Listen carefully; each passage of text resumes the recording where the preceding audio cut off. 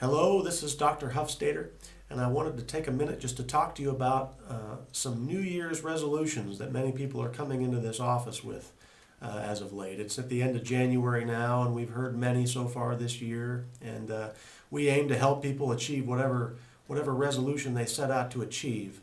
But probably one of the most common goals that people have as far as New Year's resolutions, aside from weight loss, is to quit smoking. I mean, almost every smoker in the United States, probably, or a good number of them, decide on January 1st, now's the year, boy, I'm gonna lay off these cigarettes. Well, many of you may have considered, if you have been considering quitting smoking, many of you may have considered the new drug that is available to help you quit smoking, which is called Chantix, Chantix. Chantix. And if you're considering Chantix, or if you've started taking Chantix, I want you to think again, because Chantix, to quit smoking, to use Chantix to quit smoking, is probably one of the most foolish things that I've ever heard of. In studies with Chantix, we've found people who have had severe depression, suicidal thoughts, suicide attempts, completed acts of suicide, hostility.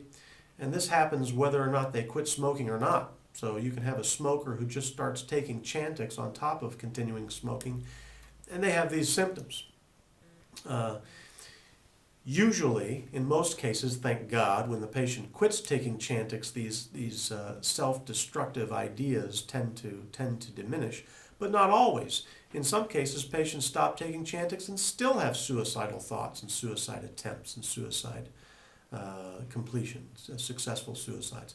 So not something to be messing around with. To just start taking another drug so you can quit taking the drug of choice before, which was nicotine.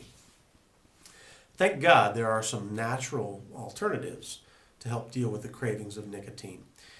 And in order to treat nicotine cravings naturally, we have to understand what the source of the cravings are.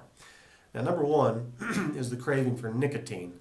And I don't have any great way to deal with the craving for nicotine, but there's a second underlying craving with most cigarettes, most commercial cigarettes that are done in the United States, and that is the craving for the sugar that is added to the cigarettes. So most cigarette manufacturers will use sweeteners to help smooth out the tobacco and help, in my most cynical moments, would say to increase the addictability of the product.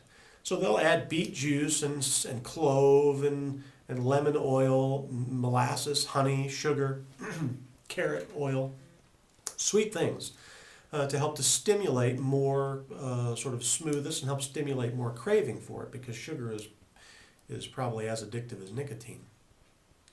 So when people quit smoking and they experience cravings, they're not only craving the nicotine, they're craving the sugar.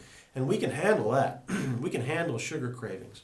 And the best way to handle the sugar cravings is to do two things. One, to increase the amount of chromium that's in the diet. And this has to be done supplementally, and it's not to be done with chromium picolinate or some other chromium source, but with a whole food source of chromium known as GTF. Those three letters stand for glucose tolerance factor, the glucose tolerance factor. And the second thing is to ensure that the patient is getting plenty of healthy sugars. And I hardly ever put people on a diet that increases the amount of glucose that they take in or increases the amount of sugar that they take in. But for the smoker, this has got to be done temporarily. So we usually have them munch on some dried fruits, raisins, craisins, dried cherries, stuff like that, and have them drink a little bit more fruit juice than they would normally drink. And this primarily is a source of the sugar fructose, but it does go a long way toward eliminating some of those glucose cravings as well. In addition, we do use acupuncture in the ears to help deal with some of the nicotine cravings, and it does help, and we do it twice a month in this office during the first couple months of quitting to help deal with some of those cravings. So those two things, to help deal with the sugar cravings and the acupuncture to help deal with some of the other cravings, go a long way toward giving you the tools you need to help succeed. But I'll tell you this, it's not magical. And the most powerful tool and the most powerful ally you have in quitting smoking is is the made-up mind, the commitment in your own mind and the deal you make with yourself to quit smoking. If you do that, we can help you deal with the rest of it, and you will succeed.